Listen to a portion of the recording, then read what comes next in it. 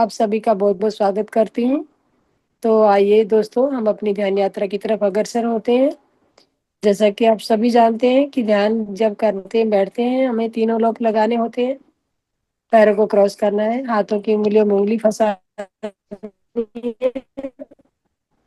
और आंखों को कोमलता से बंद करना है।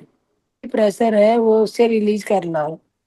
कोई भी प्रेशर में आपको नहीं रहना दोस्तों, क्योंकि हम यहाँ पे सुख आसन में बैठ के और आनापानसति ध्यान करेंगे, जिसमें कोई तनाव की आवश्यकता नहीं है। तो तनाव रहित शरीर बनाइए अपना और पूरी तरह से अपने शरीर का निरीक्षण कीजिए आंखें बंद करके। अगर कहीं कोई तनाव नजर आता है तो वहां पे अपना ध्यान थोड़ी देर रखिए और उस तनाव को रिलीज कीजिए। तो दोस्तों, अब 3 गहरी लंबी सांसें लीजिए।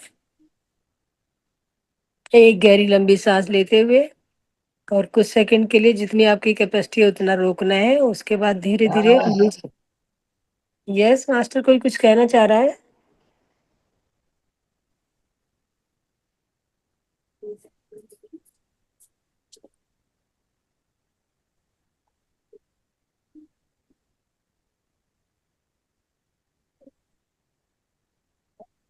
तो धीरे धीरे रिलीज करनी है मास्टर, एकदम से सांस रिलीज नहीं करनी है। एक और गहरी लंबी सांस।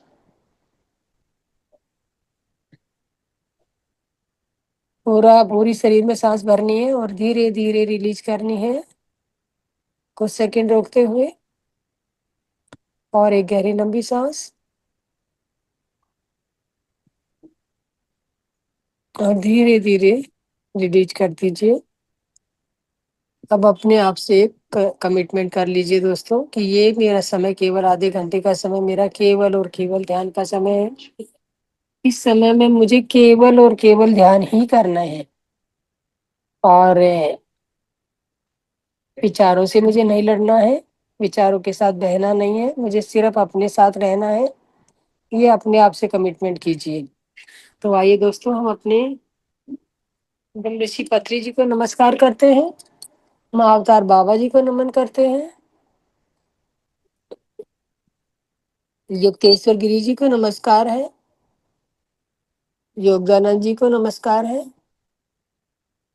सप्तऋषि पत्नियों को नमस्कार है, लाहिरी मास्टर को नमस्कार है, संबाला मास्टर्स को नमस्कार है, संपूर्ण गुरु मंडल को नमस्कार है, प्रकृति माता को नमस्कार है। तो दोस्तों आइए हम सबका आवाहन करेंगे।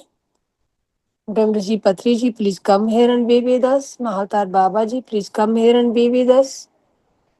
Lahiri master please come here and be with us. Yukteshwar Giri ji please come here and be with us. Yogananda ji please come here and be with अस।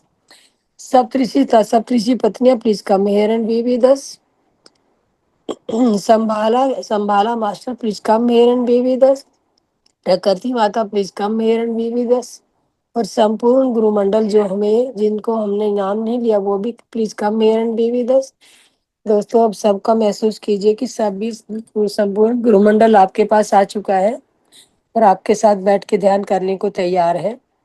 और 2 सेकंड 2 मिनट और मैं आपको इसी तरह रोक के रखना चाहती हूँ कि क्योंकि आज जो है 9 तारीख है, 9:09 पे हम ध्यान करेंगे मास्टर, शुरू करेंगे। तो सभी अपनी प्रेजेंस फील कीजिए कि जिन मास्टरों का हमने आह्वान किया वो सब आपके पास आ चुके हैं और आके आपके पास आसन ग्रहण कर चुके हैं। और अब एक एंजल नंबर के पास आप पहुंचने वाले हैं। अपनी अपनी एंजल मास्टर को सब याद कीजिए और उससे प्रे कीजिए कि मुझे आध्यात्मिकता में उच्चतर स्थिति को प्राप्त करना है और दूसरे लोगों को भी वहां तक पहुंचाना है। तो मेरी एंजल मास्टर मेरे मुझे गाइड करे और मेरे साथ बनी रहे। तो सब अपनी अपनी एंजल को महसूस करेंगे दोस्तों।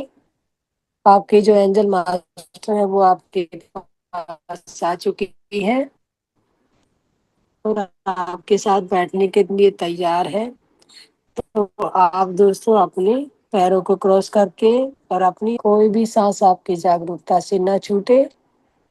एक भी सांस ऊपर आ रही है, बाहर जा रही है, आप उसके साथ साथ बने रहना है। उसके साथ साथ चलना, उसका साथ नहीं छोड़ना मास्टर।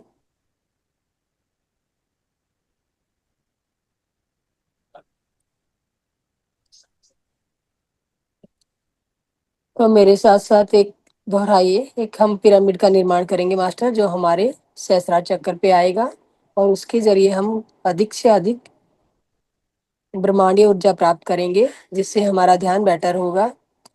मैं अपनी पूर्ण आत्मा से, पूर्ण चेतना से द्वारा शाश्वत रूप से एक साल पिरामिड का निर्माण करता हूँ, करती हूँ, जो कि मेरे सहस्रार चक्कर पे आना है।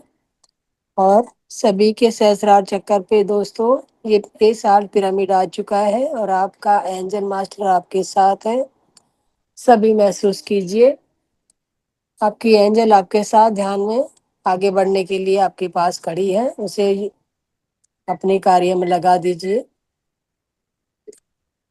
देखिए, सभी के सिर के ऊपर, सभी के सहस्रार चक्कर पे ये साल पिरामिड आ चुका है, और साल पिरामिड जैसे ही आया, स्थापित किया है, ब्रह्मांड द्वारा आपके सिर में कॉस्मिक ऊर्जा बहुत ऊपर से, जैसे दूधिया बरसात हो रही है आपके सिर पे, इस तरह से आपके सिर में एनर्जी बहना शुरू हो गई है। तो महसूस कीजिए इस ब्रह्मांडीय ऊर्जा को, कॉस्मिक एनर्जी को महसूस कीजिए दोस्तों।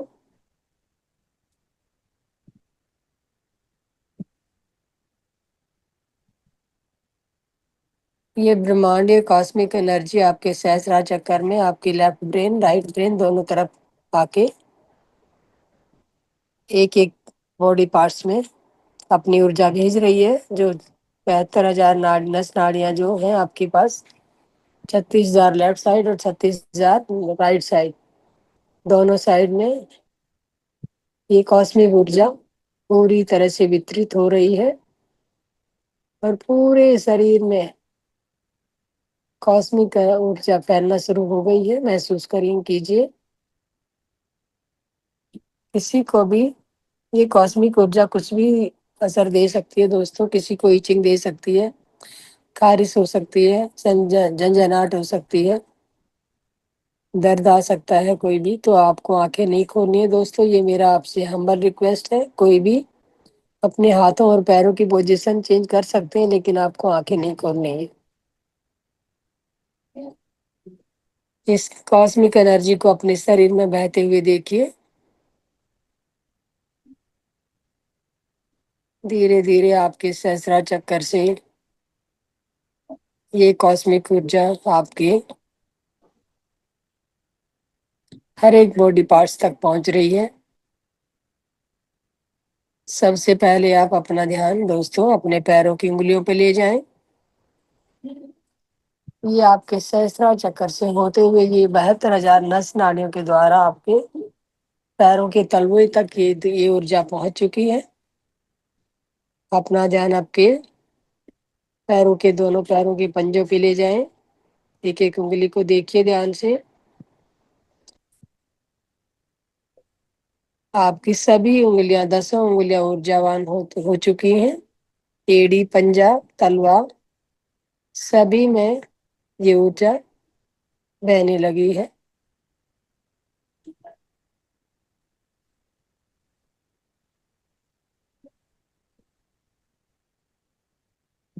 क्योंकि हमारी जो एक वेगस नर्व होती है, जो सिर से लेके और पैर के अंगूठे तक आती है, वो सबसे लंबी वेगस नर्व होती है, जिसके जरिए हमारा पूरा संचालन, बॉडी संचालन होता है। और ये कॉस्मिक ऊर्जा उस वेगस नर्व की, वेगस नर्व जो होती है वो बीच बीच में ब्रांचें बटी होती है उसकी, एक एक ब्रांच एक एक बॉडी पार्ट्स को ऊर्जा देती है। इस तरह से 2,72,000 नस नाड़ियां हमारी ब्रांचें बटी हुई हैं पूरे शरीर में। पूरा शरीर आपका ब्रह्मांडीय ऊर्जा से सरोवर हो चुका है। अब धीरे से अपना ध्यान अपनी पिंडलियों पे ले जाएं। आपकी पिंडलियों में अगर कोई भी तनाव है, तो इस ऊर्जा को, कॉस्मिक ऊर्जा को थोड़ी देर वहां पे रोकिए, और जो भी आपके पिंडलियों में अकड़न जकड़न तनाव है उसे दूर कीजिए। अपने ध्यान को अपनी पिंडलियों पे बनाए रखें। आपकी दोनों पिंडलियां तनाव रहित हो चुकी है, लेफ्ट पैर की और राइट पैर की, दोनों पैरों की पिंडलियां दर्द रहित और तनाव रहित हो चुकी हैं। अब धीरे से अपना ध्यान अपने घुटनों पे ले जाए।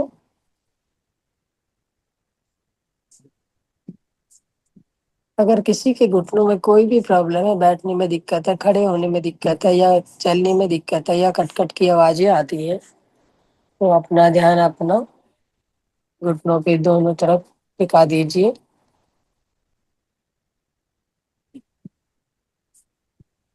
और आपके घुटने ऊर्जावान होते हुए बहुत ही सुंदर तरीके से ये ब्रह्मांड एक कॉस्मिक ऊर्जा ग्रहण करके ऊर्जावान हो चुके हैं मास्टर। धीरे धीरे ये ऊर्जा ऊपर की तरफ अग्रसित हो रही है आपकी पैरों के तलवों से, पिंडली पिंडली से आपके घुटने, घुटने से आपके थाई में आ चुकी है मास्टर। दोनों पैरों की थाई पे अपना ध्यान ले जाएं। पूरी तरह से आपकी थाई ऊर्जावान कॉस्मिक ऊर्जा से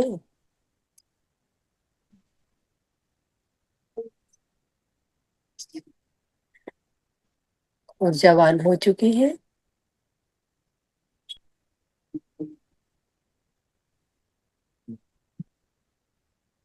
कोई भी जल्दबाजी ना करें दोस्तों। किसी को जहां पे भी, जिस बॉडी पार्ट में कोई भी दर्द है, जकड़ा नकड़न है, वहां पे अपने ध्यान को थोड़ी देर बनाए रखना है, जब तक वो पूरी तरह स्वस्थ महसूस ना हो। अपने ध्यान को वहीं पे टिकाए रखिए। अब अपनी दोनों थाई आपकी स्वस्थ हो चुकी हैं और जवान हो चुकी हैं। अब अपने ध्यान को अपनी जगहों पे ले जाएं।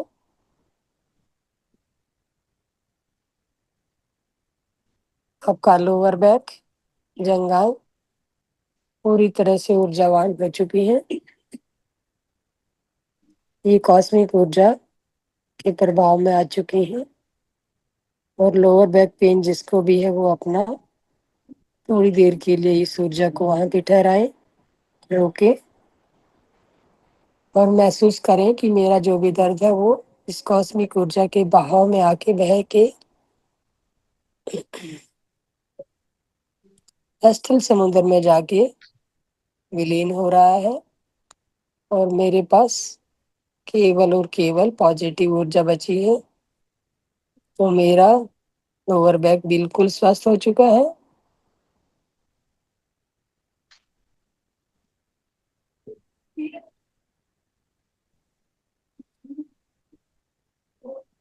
अब मास्टर, यहाँ पे आपको एक लंबी गहरी सांस लेनी है, क्योंकि यहाँ पे आप अपने मूलाधार प्रदेश में प्रवेश कर चुके हैं। तो मूलाधार की शक्ति को जगाने के लिए आपको 3 गहरी लंबी सांसें लेनी है। एक लंबी गहरी सांस और धीरे धीरे छोड़नी है। कोई जल्दबाजी ना करें, और जैसे जैसे आपकी सांस ऊपर जा रही है, मूलाधार से सांस उठानी है और सहस्रार तक लेके जानी है।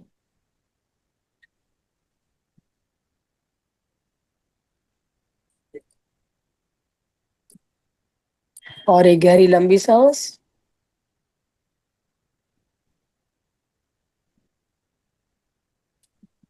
मूलाधार से उठा के सहस्रार तक लेके जानी है, और सहस्रार से वापिस अपना ध्यान मूलाधार पे ले आए। और एक लंबी गहरी सांस लीजिए। आपकी जो सुषुम्ना नाड़ी है उसमें हलचल शुरू हो चुकी है।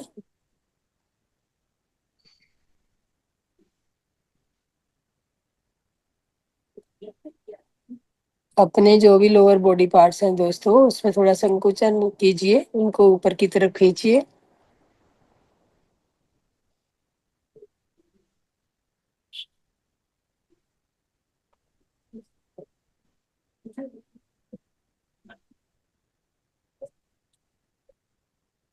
जैसे आपका संकुचन हो रहा है, उसी तरह उसके साथ साथ ही आपकी सुषुम्ना नाड़ी एक्टिव होना शुरू हो चुकी है।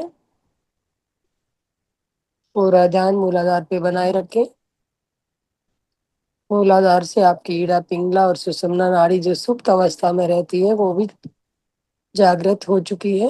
धीरे धीरे ऊपर को उठना शुरू हो चुकी है। महसूस कीजिए सभी अपनी सांस को महसूस कीजिए दोस्तों। कौन सी नाड़ी ज्यादा एक्टिव है, सूर्य नाड़ी या चंद्र नाड़ी?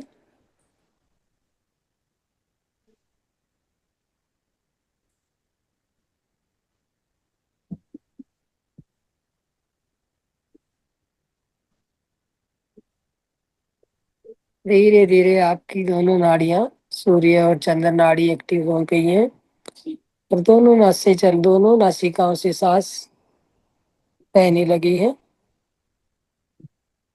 अपना ध्यान अपने पेट के निचले हिस्से पे, जहाँ स्वादिष्टान चक्र होता है, वहां पे ले जाएं। आपके पेट के निचले हिस्से में आपका यूरेथ्रा, यूरेटर और जो यूट्रस, जो भी बॉडी पार्ट्स है, वहां पे कहीं पे भी कोई संकुचन है दोस्तों, तो अपने ध्यान को उन बॉडी पार्ट्स पे ले जाएं और उनको ठीक होते हुए महसूस करें कि वो बिल्कुल स्वस्थ हो चुके हैं। मेरा यूरेटर, मेरी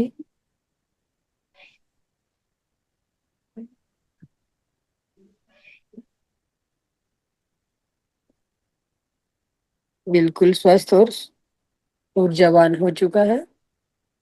अब धीरे से अपने ध्यान को अपने नाभि चक्कर पे ले जाएं, नाभि के स्थान पे ले जाएं। नाभि जो हमारे शरीर का केंद्र बिंदु होता है, तो अपने इस केंद्र बिंदु को मजबूत करने के लिए और एक गहरी लंबी सांस नाभि से उठा के सहस्त्रार तक लेके जानी है।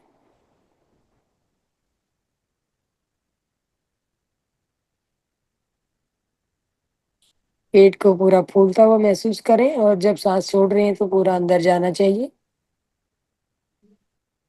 और एक गहरी लंबी सांस लेनी है।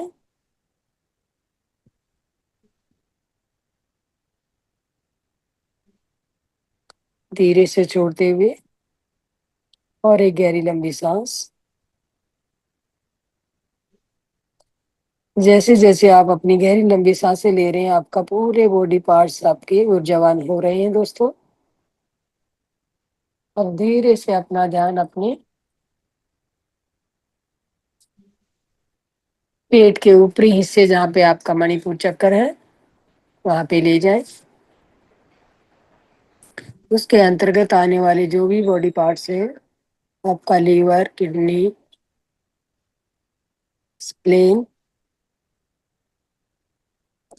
लंग्स और स्टोमक, सभी पे ध्यान ले जाएं। सभी को ऊर्जावान होते हुए फील करें। सभी महसूस कीजिए कि मेरा लीवर, मेरी किडनी,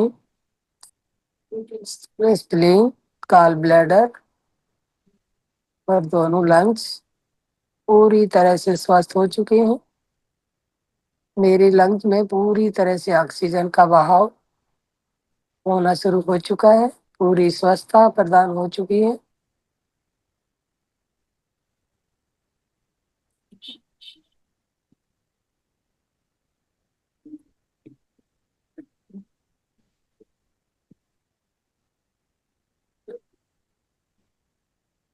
सभी की स्वस्थता महसूस करते हुए आप अपना ध्यान अपनी छाती प्रदेश में ले जाएं,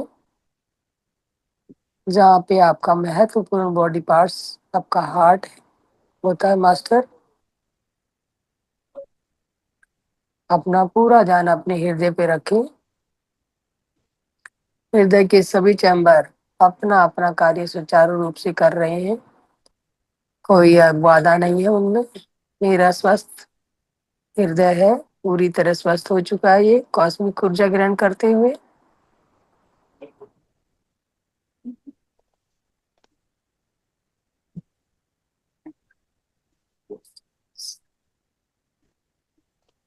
पूरा ध्यान अपने हृदय स्थान पे रखना है और इसको स्वस्थ होते हुए इसकी धड़कन महसूस कीजिए, आवाज सुनिए। पूरा ध्यान अपने हृदय की धड़कन पे लगा दीजिए और इसकी धड़कन महसूस कीजिए दोस्त।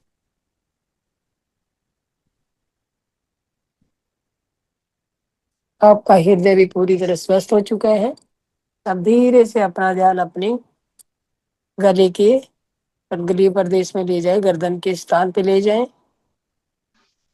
जहाँ पे आपका थायराइड ग्लैंड्स होता है, फूड पाइप, श्वास नली, सब यहीं पे स्थित होते हैं। तो इन्हें भी ताकतवर, ऊर्जावान होते हुए देखिए। और ये आपका वाणी प्रदेश भी है दोस्तों। तो सभी अपने आप को म्यूट रखते हुए दोस्तों 3 बार ओम का उच्चारण करना है। कोई भी अनम्यूट ना करे दोस्तों, म्यूट करते हुए अपने आप को म्यूट कर लीजिए सभी। और मेरे साथ साथ 3 बार ओम का उच्चारण करेंगे। ओ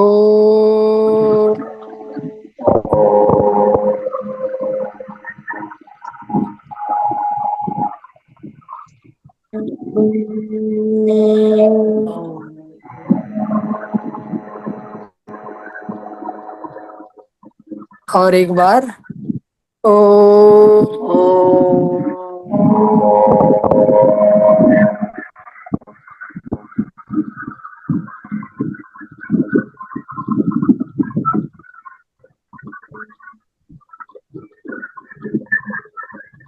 और एक बार लास्ट दोस्तों, 3 बार आपको ओम का उच्चारण करना है। और एक बार ओ।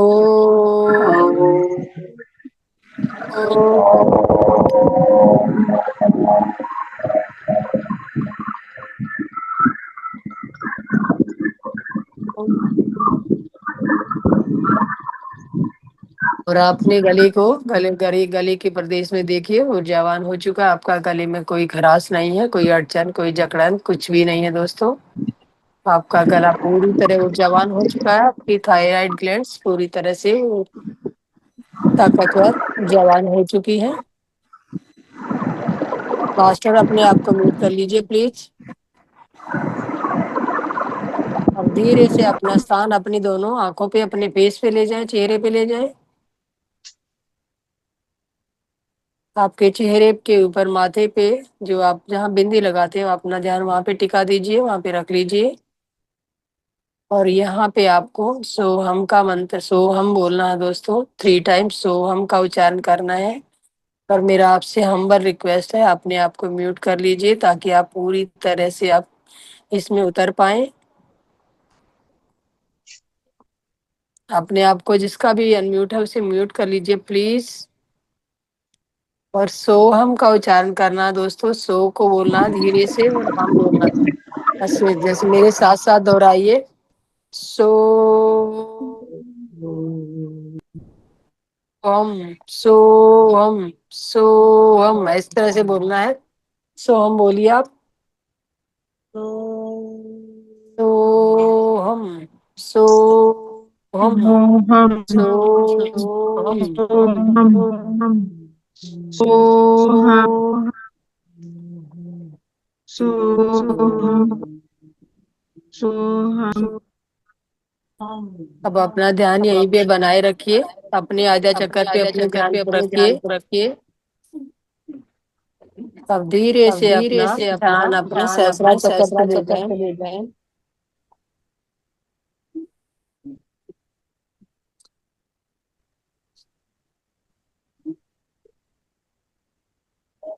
पूरा ध्यान अपने सहस्रार पे ले जाएं मास्टर।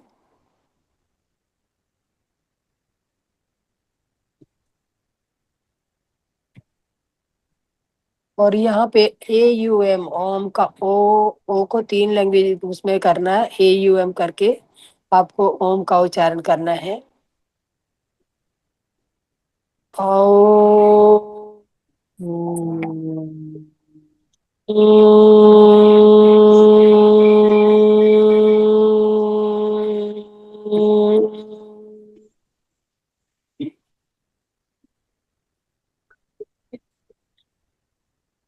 सभी को AUM ओम का उच्चारण करना। ओम, ओ यू ओ, 3 टाइम ओम का उच्चारण कीजिए। और ये कॉस्मिक ऊर्जा को बहने दीजिए पूरे शरीर में।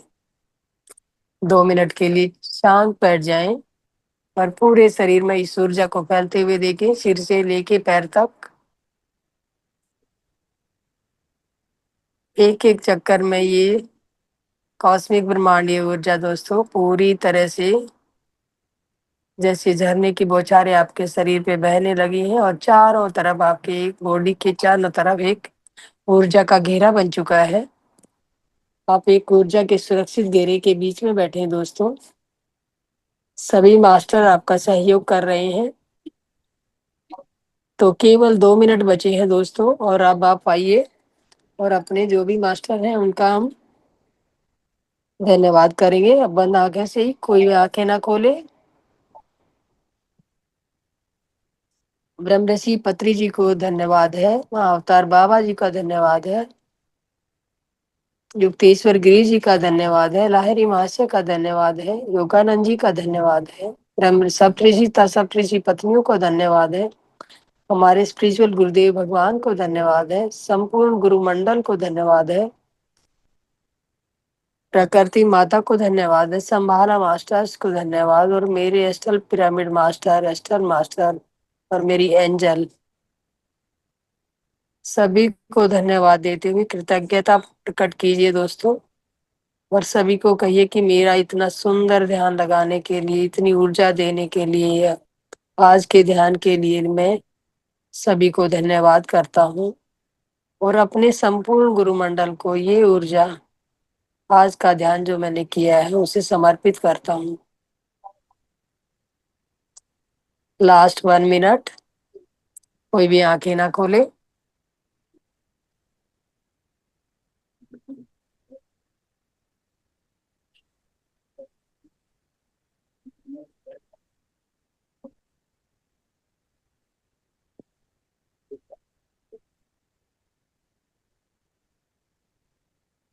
Last 30 second.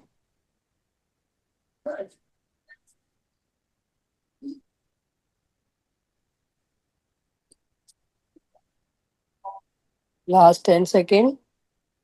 10, 9, 8, 7, 6, 5, 4, 3, 2, 1, 0।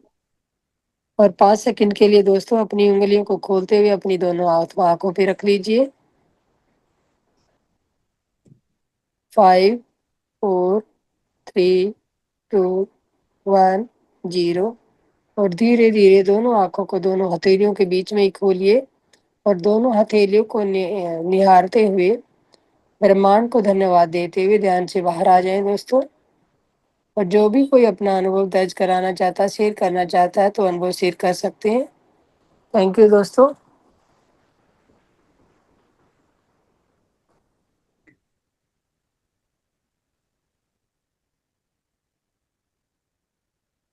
मैडम बहुत सुंदर ध्यान। थैंक यू पवनी जी। नमस्कार मैम। नमस्कार। मैम बहुत अच्छा ध्यान था, बहुत अच्छा, बहुत आनंद आया। Thank you ma'am, thank you so much. Thank you Sonia ji. Thank you ma'am, बहुत अच्छा ध्यान रहा। बहुत चक्रों पे तो बहुत अच्छा लगा। जी और मैम। मैं ये जानना चाह रही थी कि जो ऋषिकेश में अब वो ध्यान शिविर लगने वाला है, तो उसका रजिस्ट्रेशन मतलब मेरे को तो नहीं आता करने, तो आपके थ्रू हो सकता है? जी मैं, जी आयुष जी, मैं कोशिश करूंगी आपका रजिस्ट्रेशन करने का। फार्म में, और फार्म वहाँ पे जो क्लिक करना होगा ना, आपको एक फार्म आएगा, खुलेगा। इसमें अपना हाँ। नाम और यही सब लिखना है, अपना अपने बारे में डिटेल ही भरनी है। अच्छा जब आप अच्छा उस अच्छा। फार्म को उस पे जाओगे ना, लिंक पे जाओगे तो लिंक पे एक फार्म ओपन होगा। तो अच्छा फार्म ओपन होने के बाद आपको उस लिंक फार्म में अपनी डिटेल भरनी है। अच्छा। आपसे आपका नाम क्या है, कहाँ के रहने वाले हो, कितनी उम्र है, क्या है, नॉन वेज या वेजिटेरियन हो, ये सब पूछा जाएगा। हम्म। कितने समय से ध्यान कर रहे हो, ये सब यही बातें किया जाएंगी। और उसके अच्छा। बाद फिर रूम का ऑप्शन आता है कि रूम भी आपको करना पड़ेगा यहाँ पे। उसको भी हम्म। आपको यहाँ से ही प्लान करके चलना होगा। तो अगर जी आप जी। रूम के भी वहाँ पे डिटेल दी होती है तो रूम भी ऑप्शन कीजिए। अगर कोई जी जी। आपके आसपास से जाने वाला है तो उनसे बात कीजिए, उनके शेयरिंग में रूम ले लीजिए। अच्छा, तो उसके रूम के चार्जेस हैं? हाँ, रूम के चार्जेस लिखे होते हैं, पर डे का चार्जेस होते हैं। जैसा भी आप रूम देखना चाहेंगी उसी तरीके से आपको चार्जेस देने पड़ेंगे। अच्छा अच्छा। हाँ जी। ठीक है, आप लिंक भेज दीजिए तो मैं बच्चों से हाँ कह मैं के लिंक थोड़ा भेज सा दूंगी। ठीक है करा, मैम। अगर हो पाएगा तो कर लेंगे तो कहाँ अच्छा। पे रहते हो मैम आप? मैं यूपी कानपुर।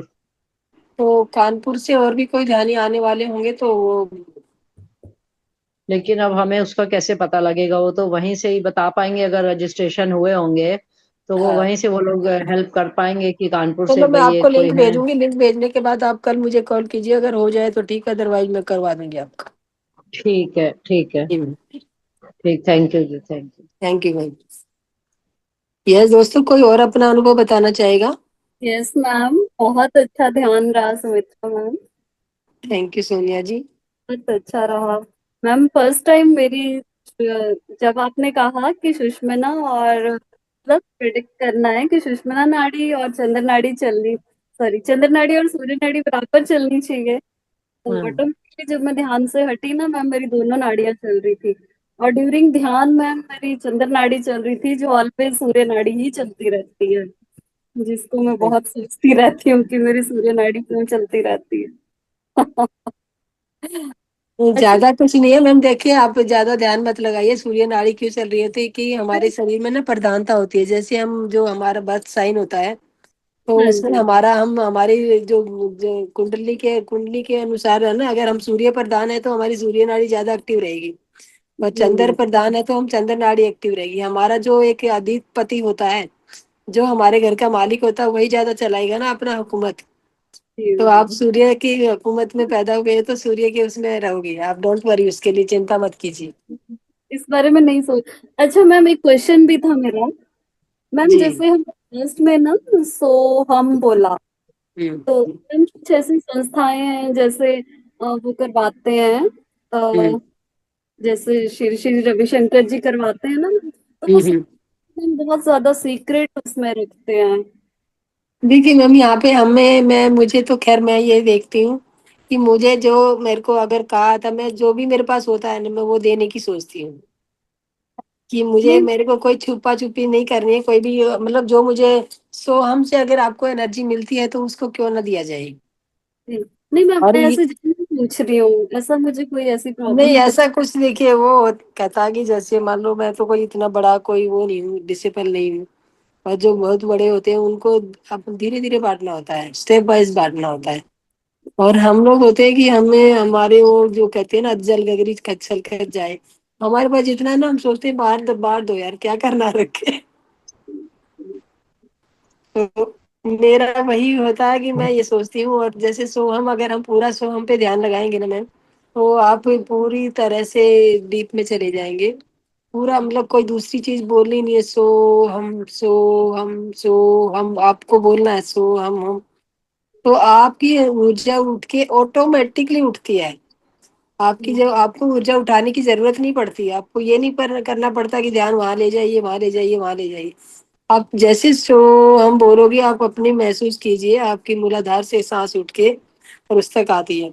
और हो सकेगा तो कल मैं आपको ये ध्यान की अनुभव कराऊंगी, और बैक साइड से आपकी, हम आगे से सांस लेते हैं, हमेशा आगे से सांस फील करते हैं, अगली बॉडी के अगले पार्ट से, तो चेस्ट एरिया से हम फील करते हैं ब्रीथ को। और ब्रीथ हमारी एक्चुअल में रीढ़ की हड्डी से आती है, तो कल हम रीढ़ की हड्डी से ब्रीथ फील करेंगे। यस। हम सर आ चुके हैं। हाँ तो उन्हें कोस्ट बना दीजिए और बुला दो।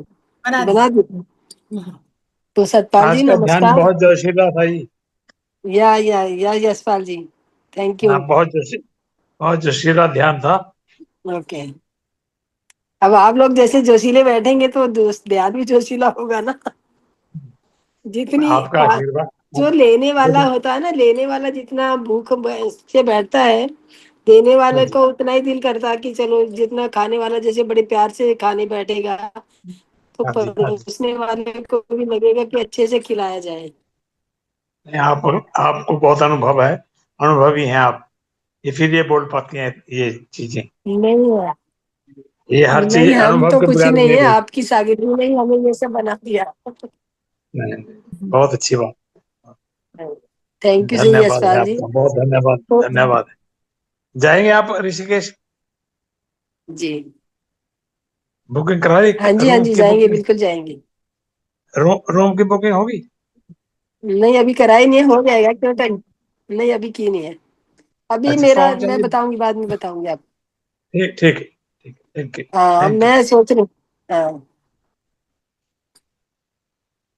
तो दोस्तों, सतपाल जी हमारे बीच में आ चुके हैं, तो आइए हम सतपाल जी का वेलकम करें। तो सतपाल जी, ये महाअवतार फाउंडेशन ध्यान ग्रुप में आपका बहुत बहुत स्वागत है, और over to you Satpal ji. Thank you madam, thank you. सभी को प्रणाम, सभी को आत्मवंदन। और आज का जो विषय है हमारा, उस पे आते हैं सीधे। आवाज तो क्लियर है मैडम? हाँ सर। Yes master. जी जी, थैंक यू। ओके। तो आज का जो विषय चुना गया है बहुत महत्वपूर्ण है, और वो आप भगवत गीता के चर्चा पहले से भी सुनते आ रहे हैं।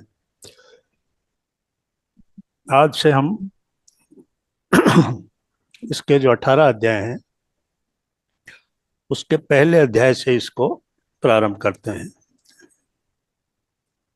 यानी जड़ से चीजों को जानने की कोशिश करते हैं, ऊपर फिर फल तक पहुंचेंगे। पूरा जो वृक्ष है उसको देखेंगे। 18 अध्यायों में क्या क्या बताया गया है। तो जैसा कि सभी जानते हैं, भगवत गीता हमारी सबसे ज्ञान की सबसे बड़ी गंगा है, और स्वयं श्री कृष्ण के द्वारा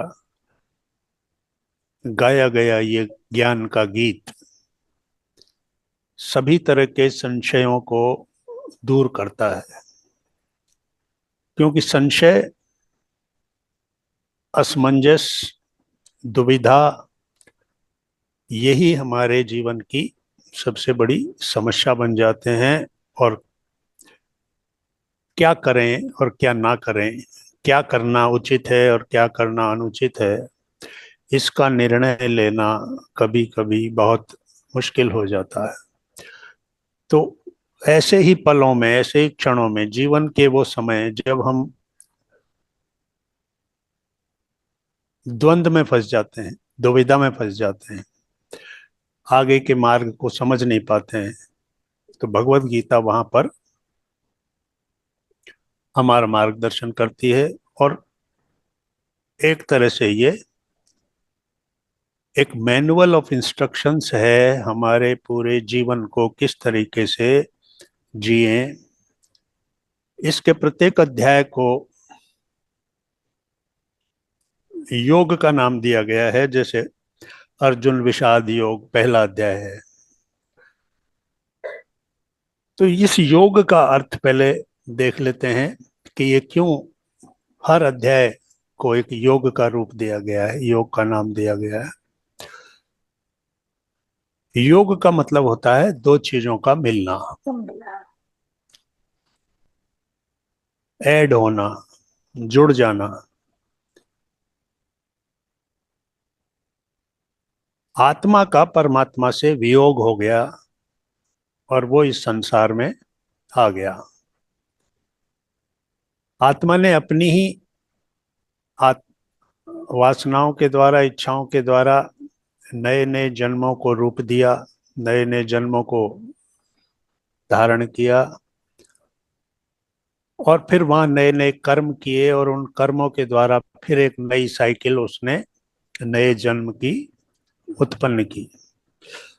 तो भगवत गीता आपको बताती है, या हम सबको बताती है, कि किस तरीके से हम इस जन्म मरण के ये जो एक सर्किल है, ये जो चक्र है, इसको कैसे तोड़ सकते हैं, कैसे इसमें से बाहर आ सकते हैं, और पुनरपि जननम पुनरपि मरणम के इस चक्र को तोड़कर अपने कर्म के प्रति स्पष्ट रूप से, स्पष्ट समझ के साथ आगे बढ़ सकते हैं। और वही हमारे वियोग को, यानी परमात्मा से जो वियोग हुआ उसको वापस योग में बदल सकता है। तो उसके लिए यहाँ पर कर्म योग, ज्ञान योग और भक्ति योग, 3 योग बताए हैं, 3 मार्ग बताए हैं। योग तो अल्टीमेट रिजल्ट है, योग तो वो फल है, लेकिन उस फल तक पहुंचने का जो मार्ग है वो कर्म योग, ज्ञान योग और भक्ति योग के द्वारा है। तीनों मार्ग भी हम चल सकते हैं और किसी एक मार्ग पर चलकर भी वहां पहुंच सकते हैं। सबसे आसान और सहज भक्ति योग बताया गया है। ज्ञानियों के लिए ज्ञान योग है और सामान्यतया कर्म योग, कर्म को समझकर उस पर अपना काम करना। और निष्काम कर्म क्या है, अकर्म क्या है, विकर्म क्या है, और कर्म बंधन से किस तरीके से बंध, जो हम बंध गए हैं उससे कैसे मुक्त हुआ जा सकता है। तो जिसको हम मोक्ष कहते हैं या मुक्त होना कहते हैं, वास्तव में वो उस कर्म बंधन से छूट जाना है। तो आगे हमें बताया गया है कि ज्ञानाग्नि दग्ध कर्माणाम, ज्ञान की अग्नि से जब सारे कर्म जल जाते हैं तो हम स्वतंत्र हो जाते हैं। कर्मों के प्रति हमारे जो दायित्व है उससे हम मुक्त हो जाते हैं और इस प्रकार से नए जो जन्म हैं उनसे हम मुक्त हो जाते हैं। तो इस प्रकार से भगवत गीता एक ऐसा कल्प वृक्ष है जिसके मनोवांछित जो हमारे मन में है, सवाल हैं, दुविधाएं हैं, उनको दूर करने का फल हम प्राप्त कर सकते हैं। भगवद गीता किस समय प्रकट हुई? एक महान युद्ध की तैयारी थी, दोनों सेनाएं आमने सामने खड़ी थी, महाभारत का युद्ध प्रारंभ होने वाला था। 18 दिन चले इस युद्ध के अंदर 18 अक्षौहिणी सेना नष्ट हो गई थी। इतने बड़े नरसंहार से पहले अर्जुन, जिसने कि अपने भाइयों के साथ इस युद्ध के लिए पूरी तैयारी की थी, बहुत से अस्त्र शस्त्र प्राप्त किए थे, वो भी शत्रु सेना को सामने देखकर मोह के एक ऐसे जाल में फंस गया कि उस जाल में से निकालने के लिए श्री कृष्ण को भगवद गीता का उपदेश करने का आवश्यकता हो गई, क्योंकि इसके अतिरिक्त और कोई रास्ता उस पल में, उस क्षण में जब युद्ध की घोषणा हो चुकी है, शंख ध्वनि हो चुकी है,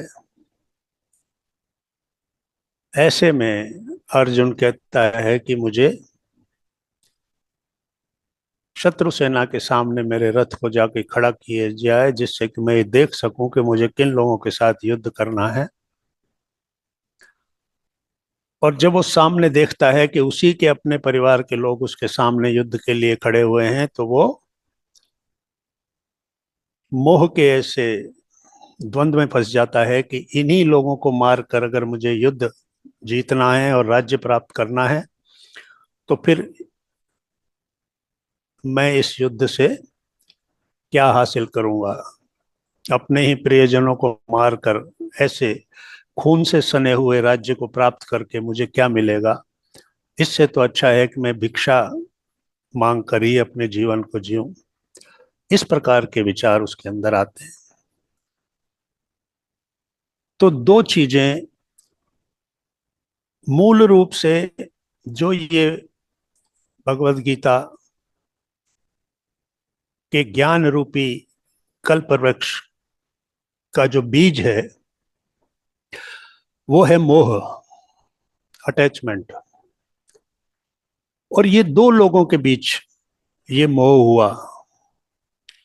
एक का मोह युद्ध का कारण बना और दूसरे का मोह भगवत गीता का कारण बना। पहला है धृतराष्ट्र, जिसका मोह राज्य को अपने ही पास और अपने ही पुत्रों को देने का मोह था।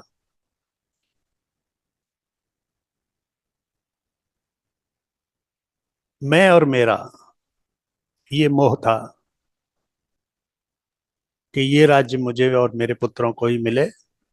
तो ये जो मोह था इसने, यानी अपने पुत्रों के प्रति मोह, इसको हम ये कह सकते हैं कि अपना पुत्र मोह, पुत्र मोह में उसने कभी भी दुर्योधन को हतोत्साहित नहीं किया और उसको एक दिन युद्ध के मैदान में धकेल दिया। दूसरी तरफ अर्जुन, जो अपने ही सगे संबंधियों को देखकर मोहग्रस्त हो गया, उनके साथ उसकी आसक्ति, अटैचमेंट जागृत हो गया, तो वहां पर उस मोह के बीज ने भगवत गीता को जन्म दिया।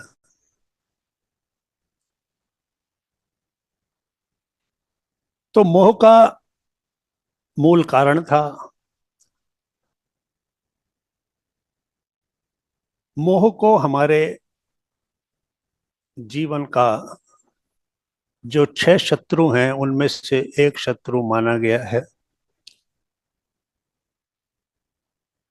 काम, क्रोध, मद, मोह, लोभ, मात्सर्य। तो ये शत्रु जो हैं, ये हमारी आत्मा के शत्रु हैं और ये किस तरीके से हमारे शक्ति को छीन लेते हैं और कुछ भी अनिष्टकारी हमारे जीवन में घटना हो सकती है इनके प्रभाव से, क्योंकि ये नकारात्मक भाव हैं। दुर्योधन के मन में जो भाव आया था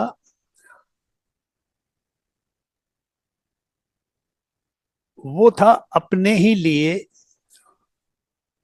सब कुछ चाहना, अपने पुत्रों के लिए सब कुछ चाहना। और अर्जुन के मन में जो मोह आया था वो था दूसरों के प्रति प्रेम का कारण, कि मैं इनसे, ये तो मेरे अपने हैं, इनके साथ मैं युद्ध करूं। तो दोनों के मोह के कारण अलग अलग थे, लेकिन परिणाम जो थे, एक का परिणाम युद्ध था, धृतराष्ट्र के मोह का परिणाम युद्ध था, और अर्जुन के मोह का परिणाम था भगवत गीता का ज्ञान, हम तक पहुंचना। तो यही होता है आसुरी और दैवीय भाव। आसुरी भाव हमेशा विध्वंसक होता है और दैवीय भाव में अगर कोई भाव ऐसा आ भी जाता है तो उससे प्रकट होती है एक नई जलधारा, जो आने वाली सदियों तक प्राणदायिनी जल की धारा बनकर सभी आने वाली जनरेशन्स को मार्गदर्शन देती है और उनकी ज्ञान की प्यास को बुझाती है। तो भगवत गीता में अर्जुन की स्थिति को जब हम देखते हैं, मोह के कारण उसके शरीर में शक्ति नहीं रही, धनुष हाथ से गिरने लगा और खड़ा रहना भी मुश्किल हो गया। अर्थात हमारा शरीर पूरी तरह से स्वस्थ होते हुए भी, अर्जुन युद्ध के मैदान में था, शरीर पूरी तरह से स्वस्थ था, लेकिन सिर्फ एक भावनात्मक प्रहार हुआ अंदर, अटैक हुआ, इमोशनल अटैक, और उस भावनात्मक प्रहार ने शरीर की सारी शक्ति को सोख लिया और अर्जुन रथ के पिछले भाग में जाकर बैठ गया। वो खड़ा भी नहीं रह पा रहा था और वो कह रहा था कि मेरा मुंह सूख रहा है, मेरी त्वचा जल रही है, क्योंकि सारा जो अंदर का जो गर्मी थी उसने पूरी त्वचा में अग्नि पैदा कर दी। और मेरे अंदर इतनी भी शक्ति नहीं है कि मैं इस धनुष को लेकर खड़ा हो सकूं। तो मोह या क्रोध, ये जो भी 6 शत्रु हैं, काम के वशीभूत भी व्यक्ति अपनी सारी शक्ति खो देता है, क्रोध के वशीभूत भी, मद यानी अहंकार होता है, मोह होता है, और मात्सर्य यानी ईर्ष्या होती है। इन सभी के तहत ये भावनाएं जब अंदर आती हैं तो ये हमारी शक्ति को नष्ट कर देती हैं। तो ये नकारात्मक स्थितियां हैं, ये नकारात्मक भाव और विचार पैदा करती हैं, इसलिए ये हमारी सारी ऊर्जा को सोख लेती हैं। तो पहला अध्याय अर्जुन विषाद योग के नाम से है। अर्जुन को किस तरीके से दुख और शोक की स्थिति में जाना पड़ा, क्योंकि उसको अपने ही संबंधियों को युद्ध में मारने की स्थिति पैदा होते हुए देखकर वो उस मोहग्रस्त अवस्था में एक रोगी की तरह, एक बीमार व्यक्ति की तरह उस स्थिति को पहुंच गया। और अब उस युद्ध में जबकि थोड़ा समय बचा है, दोनों तरफ से रणभेरियां बज चुकी हैं, शंख की ध्वनियां हो चुकी हैं, श्री कृष्ण को यह समझ नहीं आया कि अर्जुन को इस स्थिति में से कैसे बाहर लाया जाए, क्योंकि युद्ध किसी भी समय प्रारंभ हो सकता है।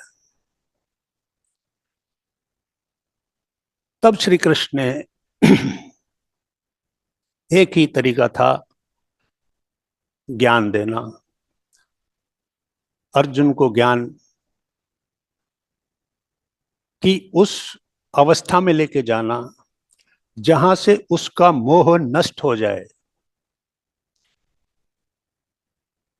उस मोह को नष्ट करने के लिए उस वक्त इसके अतिरिक्त और कोई साधन नहीं था कि वो उसके सामने से अज्ञान के पर्दे को हटाएं और ज्ञान की रोशनी अंदर लाएं, जिससे कि वो वापस उस शक्ति को प्राप्त कर सके और युद्ध के लिए अपने आप को तैयार कर सके।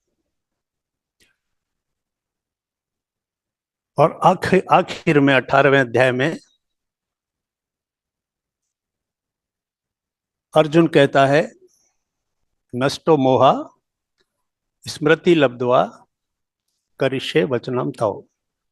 मेरा मोह नष्ट हो गया है, मुझे ज्ञान मिल गया है, और अब मैं जो आप कहेंगे वही करूंगा।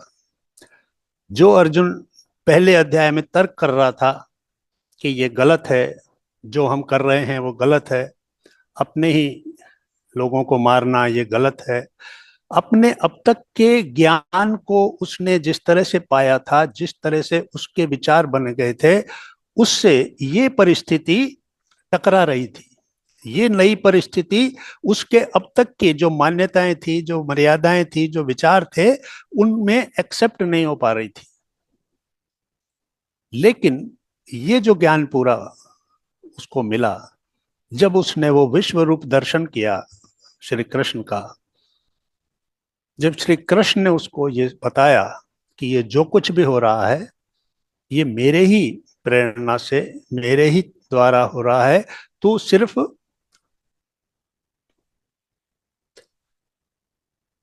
एक निमित्त बन जा, तू निमित्त है, तू उपकरण है, तू कर्ता नहीं है। तो उसको निमित्त बनाने के लिए जब उसके अंदर निमित्त भाव आ गया कि मैं जो सोच रहा हूं कि मैं ये कर रहा हूं, मुझे ये करना है, तो ये सब अज्ञान है। मैं तो सिर्फ एक निमित्त हूं। जो भी किया जा रहा है मैं सिर्फ अपने कर्म से बंधा हुआ हूं। वो कर्म मुझे करना है। कर्म अगर मैंने पूरी दृढ़ता के साथ, इच्छा के साथ, समर्पण के साथ किया, तो मेरे लिए युद्ध में हार और जीत का कोई महत्व नहीं। युद्ध को करना वही मेरा कर्तव्य है, वही मेरा कर्म है। तो इस प्रकार से अपने कर्म के प्रति वो सचेत हुआ, जागृत हुआ, और फिर उसने उस कर्म को किया। और यही भगवत गीता का उद्देश्य था, अर्जुन के अंदर से उस मोह को नष्ट करना और उसको उस ज्ञान की प्राप्ति होना, जिससे कि वो उस कठिन समय में जहां दोनों सेनाएं खड़ी थी, किसी भी पल युद्ध प्रारंभ होने वाला था, ऐसे में अर्जुन को उस स्थिति से बाहर लाने के लिए जिस ज्ञान का उपयोग किया गया वो श्रीमद् भगवत गीता है। तो ओम श्री परमात्मने नमः। हम श्री कृष्ण को प्रणाम करते हुए पहले अध्याय को प्रारंभ करते हैं।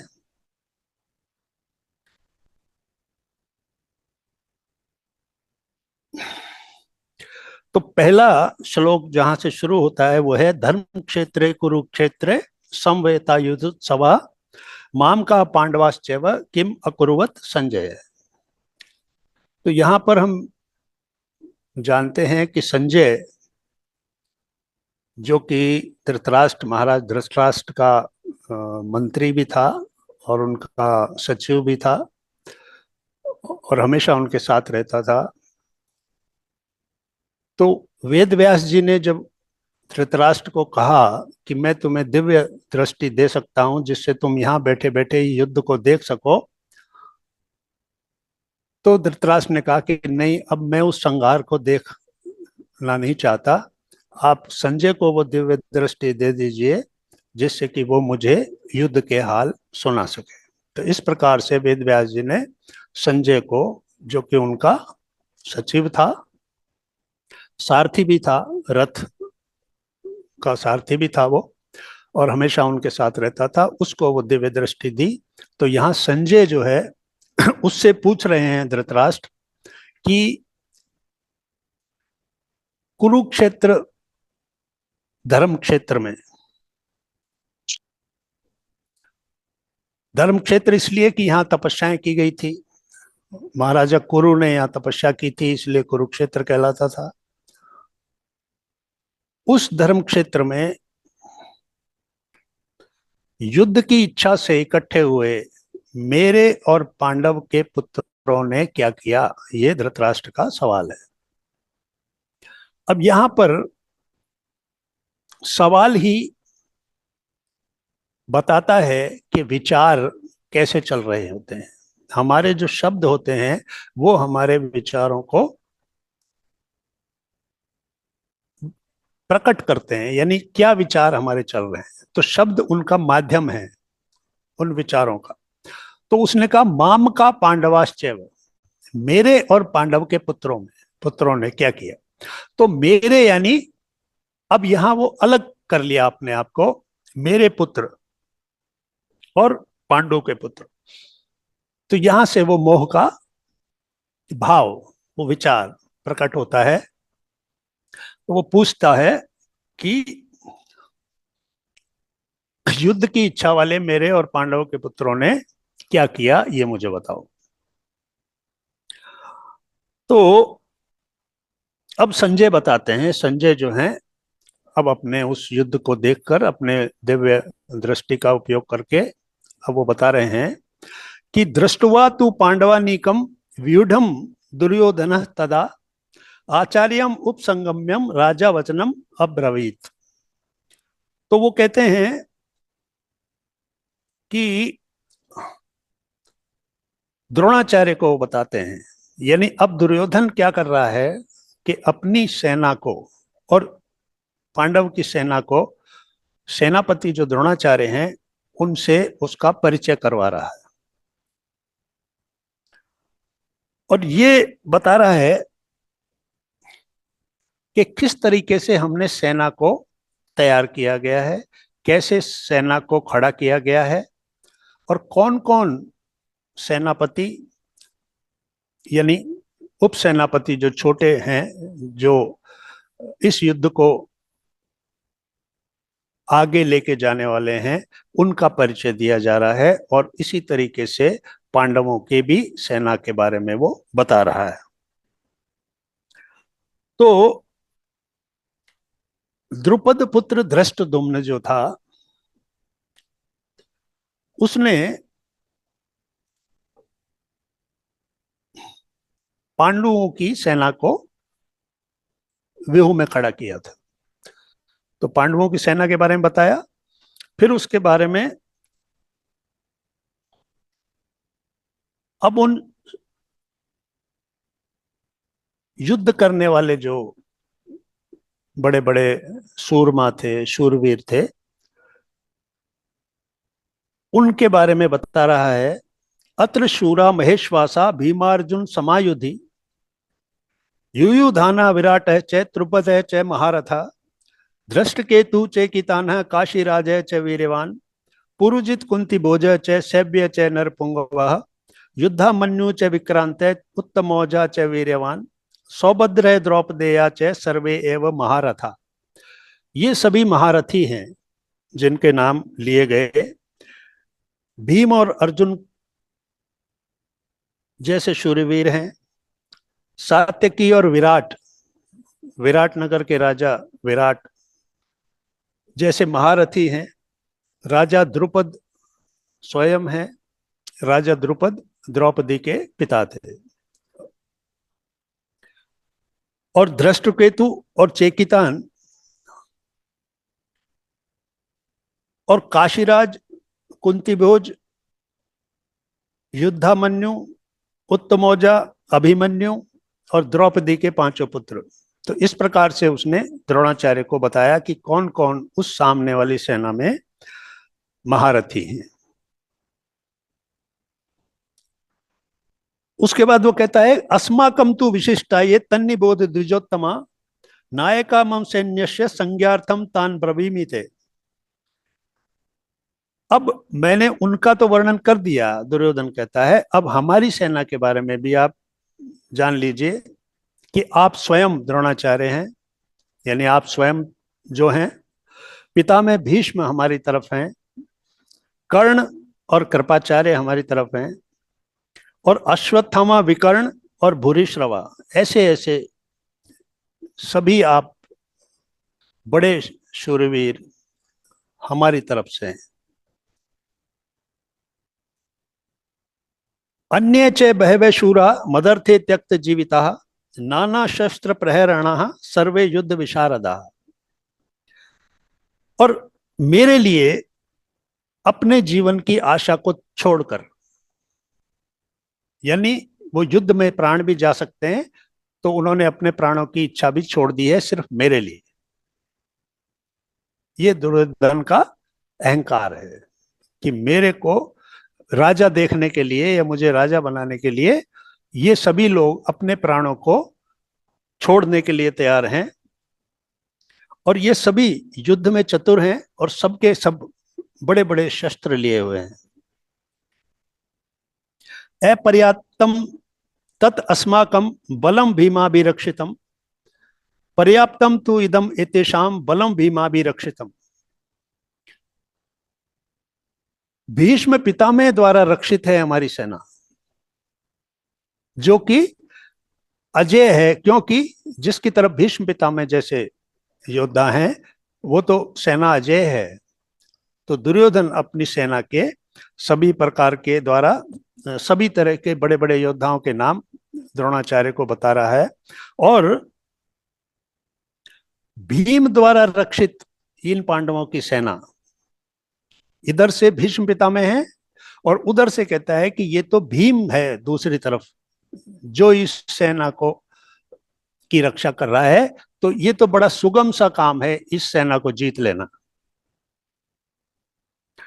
अन्येषु च सर्वेषु यथा भागम अवस्थितः भीष्मम एव अभिरक्षन्तु भवन्ते सर्वे एव ही। इसलिए सब मोर्चों पर सभी लोग अपने अपने स्थान पर रहकर भीष्म पितामह की ही रक्षा करनी है। जब तक भीष्म पितामह हैं, हमारी सेना अजय रहेगी। इसलिए सभी लोग भीष्म पितामह की ही रक्षा करें। तस्य संजय नयनम हर्षम कुरु वृद्ध पितामह सिंहनादम विनद्य उच्चय शंखम दद्मो प्रतापवान। और इस प्रकार की बातें सुनकर भीष्म पितामह ने, जो कि हस्तिनापुर के सिंहासन के प्रति अपनी पूरी निष्ठा व्यक्त कर चुके थे कि मैं इस सिंहासन पर बैठने वाले चाहे जो भी व्यक्ति हो उसके प्रति ही मैं पूरी तरह से अपना समर्पित रहूंगा, जो आदेश मुझे मिलेगा मैं वही करूंगा। तो इसलिए जब भीष्म पितामह को ये दुर्योधन की बात उन्होंने सुनी तो उन्होंने शंख बजाकर सहमति प्रकट की कि हम अजय हैं और इसलिए युद्ध को प्रारंभ किया जाए। तो सिंह की से दहाड़ के समान उन्होंने शंख बजाया। ततः शंखा च भैर्य च पणवान गोमुखा सहसा एव अभ्यंत्य स शब्द तुमुलः अभवत। तो जैसे ही भीष्म पितामह ने शंख बजाया, चारों तरफ से रणभेरियां बजने लगी। युद्ध में उत्साह वर्धन करने के लिए उस वक्त दोनों सेनाओं के पास तरह तरह के वाद्य यंत्र हुआ करते थे, जिसमें रणभेरियां होती थी, उनसे आवाजें निकाली जाती थी। ढोल और मृदंग होते थे, उनको बजाकर योद्धाओं को जोश दिलाया जाता था। नरसिंघे जैसे बाजे होते थे, वो सभी होते थे योद्धाओं को युद्ध के अंदर जोश दिलाने के लिए। तो वो सब एक साथ बज उठे। भीष्म पितामह के शंख के ध्वनि के साथ ही जितने भी वाद्य थे वो सारे युद्ध को प्रारंभ करने के लिए एक साथ बज उठे। और इतना भयंकर शब्द हुआ उससे कि चारों तरफ से सभी योद्धाओं ने अपने अपने शंख बजाना प्रारंभ कर दिया। तो शंख भी युद्ध की प्रारंभ होने की एक अपनी घोषणा हुआ करता था। ततः श्वेत हय युक्ते महति चंदने स्थितो माधव पांडव च एव दिव्यो शंखो प्रदद्मतु। अब श्री कृष्ण की शंख की बात आती है। सभी लोग शंख बजा रहे हैं, लेकिन सफेद घोड़ों पर सजे हुए रथ में बैठे हुए श्री कृष्ण ने अपने अलौकिक शंख बजाए।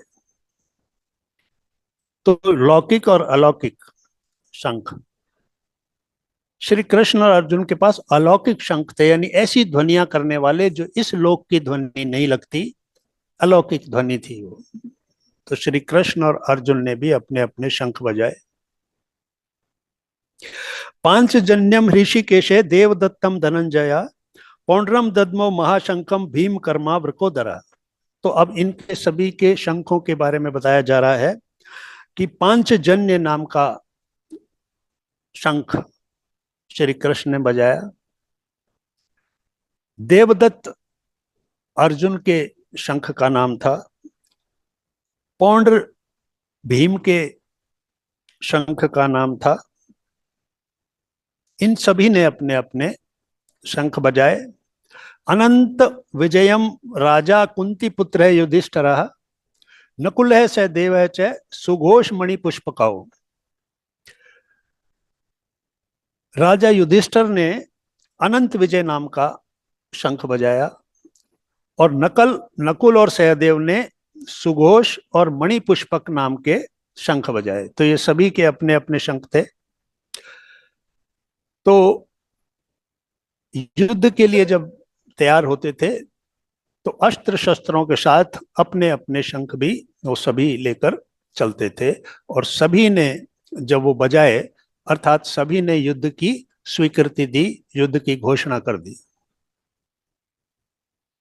काश्य च परमेश्वास शिखंडी च महारथ धृष्टद्युम्न विराट च सात्यकी च अपराजिता द्रुपद द्रौपदेया च सर्वशः पृथ्वीपते सौभद्र च महाबाहु शंखान दद्मु पृथक पृथक। तो काशीराज, शिखंडी, धृष्टद्युम्न, राजा विराट, सात्यकी, राजा द्रुपद, द्रौपदी के पांचों पुत्र, सुभद्रा पुत्र अभिमन्यु, और इन सभी ने अपने अपने शंख बजाए।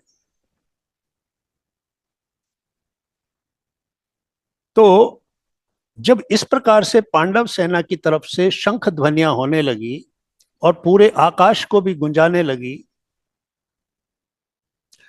तो दुर्योधन आदि व्यथित हो गए। उनको लगा कि कहीं हमारी सेना इस भयंकर ध्वनि से डर न जाए।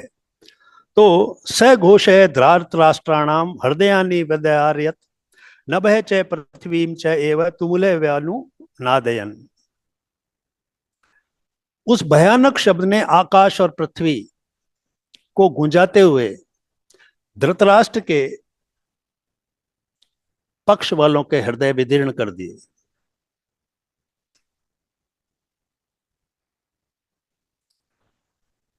अब यहां पर जब युद्ध की रणभेरी बज चुकी है, शंख बज चुके हैं, तो अर्जुन क्या कहता है?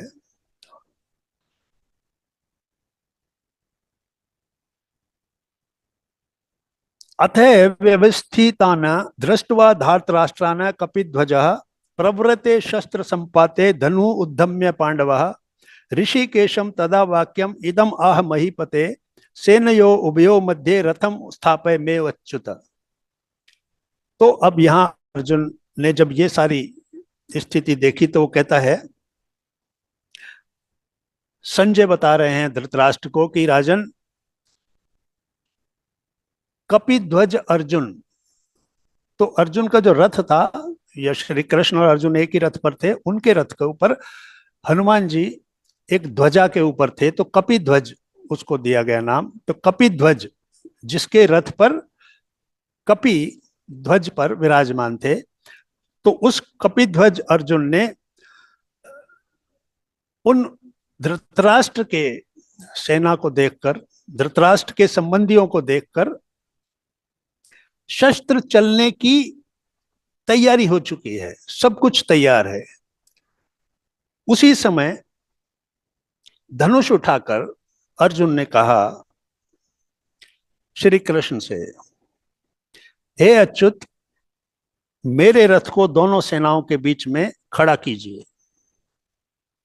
उसकी कहां से ये प्रेरणा उसको हुई, क्या विचार उसके मन में आया, प्रकृति कब किसके मन में क्या विचार प्रकट करती है, क्योंकि युद्ध के लिए दोनों सेनाएं तैयार थी, सब कुछ तैयारी हो चुकी थी, बहुत समय से इस युद्ध का प्रशिक्षण और तैयारियां चल रही थी।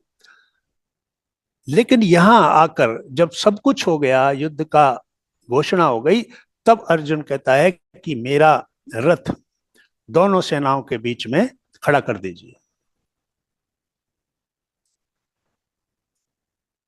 यावत एतान निरीक्षे अहम योद्धु कामान अवस्थितान कै मया से योद्धव्यम अस्मिन रण समुद्यमे। मैं युद्ध की अभिलाषा से आए हुए इन सभी लोगों को देखना चाहता हूं, और ये जो युद्ध रूप व्यापार प्रारंभ होने वाला है, इसमें मुझे किन किन के साथ युद्ध करना है, जब तक मैं उन सबको देख न लूं, मेरे रथ को वहीं खड़ा रखिए। इस इच्छा के साथ अर्जुन ने श्री कृष्ण को अपना निवेदन किया। योत्स्यमानान अवक्षे अहम ये एते अत्र समागताः धार्तराष्ट्रस्य दुर्बुद्धे युद्धे प्रिय चिकीर्षवः। तो दुर्बुद्धि दुर्योधन का हित चाहने वाले ये जो राजा लोग इस सेना में आए हैं, मैं इन सबको देखना चाहता हूं। एवं मुक्तः ऋषिकेश गुडाकेशेन भारत सेनयो उभयो मध्ये स्थापयित्वा रथोत्तमा भीष्म द्रोण प्रमुखतः सर्वेषां च महीक्षिताम उवाच पार्थ पश्येतान संवेतान कुरुनीति। तो संजय बोलते हैं, हे धृतराष्ट्र, अर्जुन के इस प्रकार कहने से श्री कृष्ण ने, महाराज कृष्ण ने दोनों सेनाओं के बीच में भीष्म और द्रोणाचार्य जहां खड़े थे उनके सामने ले जाकर उस रथ को खड़ा कर दिया और कहा कि हे पार्थ, हे अर्जुन, युद्ध के लिए आए हुए इन कौरवों को देख। कौरव सेना की तरफ से आए हुए इन सभी को तू देखना चाहता है तो वो तू देख। तत्र पश्यत स्थितान पार्थ पितरन अथ पितामहान आचार्यान मातुलान भात्रन पुत्रान पौत्रान सखीना तथा शशुरान सुहृदय च एव सेनयो उभयो अपि। तो अब इसके बाद प्रथापुत्र अर्जुन ने उन दोनों सेनाओं में स्थित क्या देखा कि उसके सामने युद्ध की इच्छा से जो लोग खड़े हुए हैं वो उसके ताऊ हैं, चाचा हैं, दादा हैं, परदादा हैं, गुरु हैं, मामा हैं, मित्र हैं, ससुर हैं और सभी कुटुंबी जन हैं। उन पर उसकी नजर पड़ी। तान समीक्षय से कौन्तेय सर्वान बंधुन अवस्थितान कृपया पर्या आविष्ट विषीदन इदम अब्रवीत। इस प्रकार उन अपने बंधुओं को अपने सामने खड़ा हुआ देखकर अत्यंत करुणा से युक्त होकर, यानी अर्जुन की स्थिति ये हो गई कि वो करुणा से भीग गया कि ये मेरे सभी लोग, ये तो मेरे प्रिय वो लोग हैं, मेरे परिवार के लोग हैं, मेरे बंधु हैं, मेरे गुरु हैं, उन्हें देखकर और अब मुझे इनको मारना है। तो वो करुणा से भीग गया। तो वो शोक उसके अंदर फैल गया, शोक मग्न हो गया और ये बोला, दृष्टवा इमं स्वजनम कृष्ण युजुत्सम समुपस्थितम सीदंती मम गात्राणि मुखम च परिशुष्यति वे पथु च शरीरे में रोम हर्ष च जायते।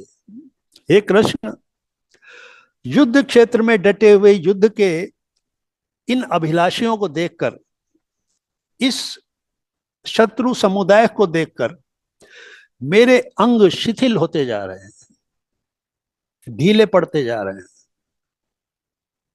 मेरा मुख सूखा जा रहा है, शरीर में कंपन हो रहा है और बहुत रोमांच हो रहा है।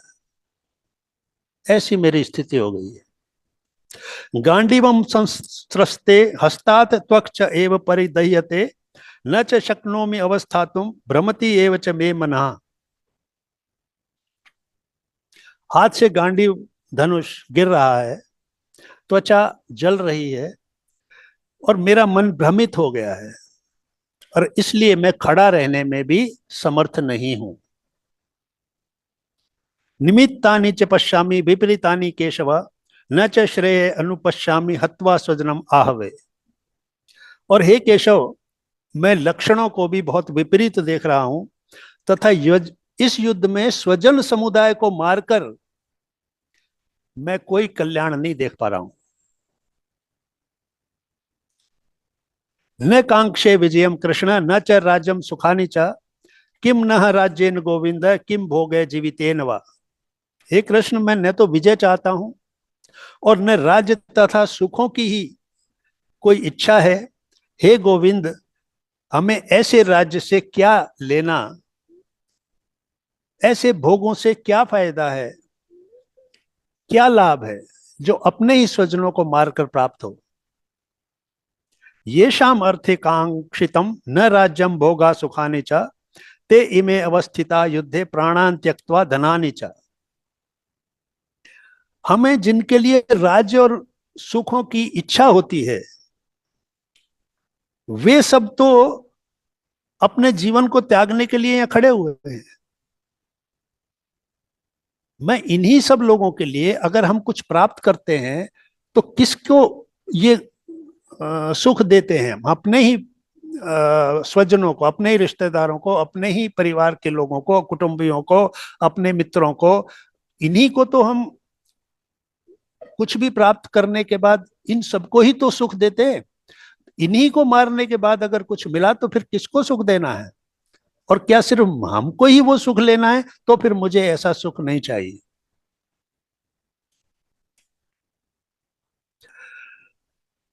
आचार्य पितरः पुत्र तथा एव च पितामह मातुला श्वशुरा पौत्रा शाला संबंधित तथा। तो गुरुजन, ताऊ चाचे, लड़के और उसी प्रकार दादे मामे, ससुर, पौत्र, साले तथा और भी सभी संबंधी लोग हैं। एतानता हंतुम इच्छामि विघ्नतः अपि मधुसूदना अपि त्रैलोक्य राज्यस्य हेतो किम्नु महि कृते।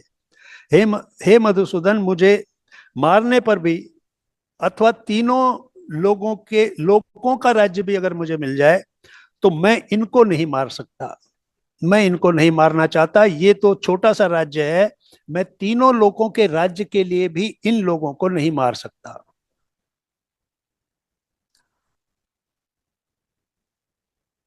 निहत्य धार्तराष्ट्रन का प्रीति शात जनार्दना पापम एव आश्रयेत अस्मान हत्वा एतान आततायिनः। हे जनार्दन, धृतराष्ट्र के पुत्रों को मारकर हमें क्या प्रसन्नता होगी? ये तो आतताई हैं, ये तो स्वयं ही पाप के मार्ग पे चल रहे हैं, तो इनको मारेंगे तो हमें भी पाप ही लगेगा। जो स्वयं पाप के मार्ग पर जा रहे हैं उनको मारकर हमें कौन सा पुण्य मिलने वाला है? हम भी पाप के ही भागी बनेंगे। तस्मात् न अर्हा वयम हंतुम धार्तराष्ट्रान सो बांधवान स्वजनम ही कथम हत्वा सुखिन माधव। अतएव हे माधव, अपने ही बांधव धृतराष्ट्र के पुत्रों को मारने के लिए हम कदापि उचित नहीं कर रहे हैं। हम इस योग्य नहीं हैं कि हम इनको मारें, क्योंकि अपने ही कुटुंब को मारकर हम कैसे सुखी रह सकते हैं? यद्यपि एतेन पश्यन्ति लोभोपहत चेतसः कुलक्षय कृतम दोषम मित्र दोहे च पातकम कथम न ज्ञेयम अस्माभिः पापात् अस्मात् निर्वितुतम कुलक्षय कृतम दोषम प्रपश्यद्धि जनार्दना। ये तो लोभ से भ्रष्ट हो चुके हैं। ये जो सामने युद्ध की इच्छा से आए हुए हैं, ये तो इनका चित्त भ्रष्ट हो चुका है, भ्रष्ट चित्त हो चुके हैं, क्योंकि लोभ इनके अंदर प्रवेश कर गया है। और कुल के नाश से जो दोष उत्पन्न होंगे, यानी ये तो किस वजह से युद्ध करना चाह रहे हैं? क्योंकि इनका चित्त भ्रष्ट हो चुका है लोभ के कारण, राज्य का लोभ। लेकिन उस लोभ के कारण ये इस युद्ध में किसी भी प्रकार का कुछ भी बुरा नहीं देख पा रहे हैं।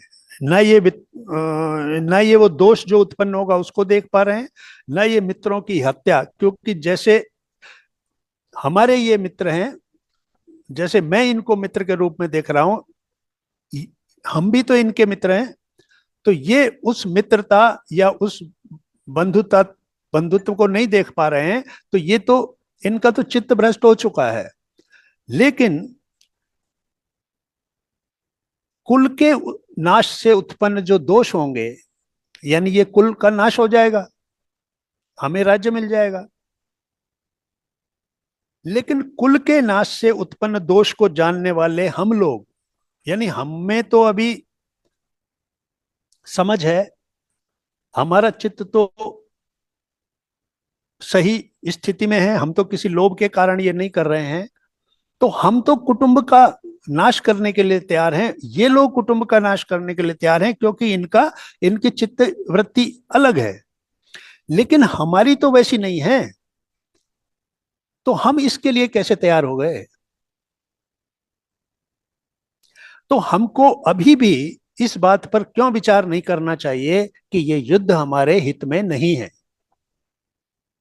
हमारे कुल के, हमारे कुटुंब के हित में नहीं है, और ये पूरी तरह से मैं इस कर्म से अपने आप को अलग करना चाहता हूं। तो कुलक्षये प्रणश्यन्ति कुल धर्मा सनातनः धर्मे नष्टे कुलम कृत्स्नम अधर्म अभिभवित उतः। क्योंकि कुल के नाश से सनातन कुल धर्म, कुल का एक धर्म होता है, एक एक प्रकार से वो पीछे से जो परंपरा चली आ रही है उसको कुल धर्म कहते हैं। तो ये सनातन कुल धर्म यानी पीछे से जो चला आ रहा है, जो हमारा धर्म चला आ रहा है, वो कुल धर्म जो है वो नष्ट हो जाएगा। क्यों? क्योंकि हमने अपने ही स्वजनों को मार दिया। तो ये हमारे कुल का धर्म नहीं है। तो जब ये धर्म का नाश हो जाएगा यानी कुल धर्म का नाश हो जाएगा, तो जब धर्म का नाश हो जाएगा तो पूरे कुल में पाप फैल जाएगा, क्योंकि एक गलत काम हुआ है, कुल धर्म नष्ट हुआ है। तो इसलिए पूरे कुल में पाप फैल जाएगा। अधर्माभिभवात् कृष्ण प्रदुष्यन्ति कुल स्त्रियः स्त्रीषु दुष्टाशु वार्ष्णेय जायते वर्ण संकरः। हे कृष्ण, पाप के अधिक बढ़ जाने से, जब ये पाप इतना बढ़ जाएगा, इतना विशाल पाप हम कर चुके होंगे, तो कुल की स्त्रियां भी दूषित हो जाएंगी। और हे वार्ष्णेय, स्त्रियों के दूषित हो जाने पर वर्ण संकर उत्पन्न होते हैं। विभिन्न वर्णों के साथ संतान उत्पन्न जो होती है उसको वर्ण संकर कहते हैं। कि इस प्रकार से पूरा जो प्रदूषण जो है, दूषण हो जाएगा, वो दूषित हो जाएंगी। तो संक्रह नरकाय एव कुलग्नानाम कुलस्य च पतंती पितर ही एषाम लुप्त पिंडोदक क्रिया। और वर्ण संकर कुल घातियों को और कुल को नरक में ले जाने के लिए ही होता है। तो क्योंकि वो जो कुल है उसकी एक परंपरा है, जैसे पितरों को पिंड देना, जल देना, उनकी श्राद्ध और तर्पण करना। तो अगर इस प्रकार से वर्ण संकर यानी किस कुल का क्या धर्म है, जब यही नहीं पता कि ये किस कुल से उत्पन्न हुए हैं, तो वो उस कुल धर्म को नष्ट करेंगे और इस प्रकार पितरों को भी श्राद्ध और तर्पण नहीं मिलेगा, उससे वो वंचित हो जाएंगे और वो पितर लोग भी अधोगति को प्राप्त होंगे।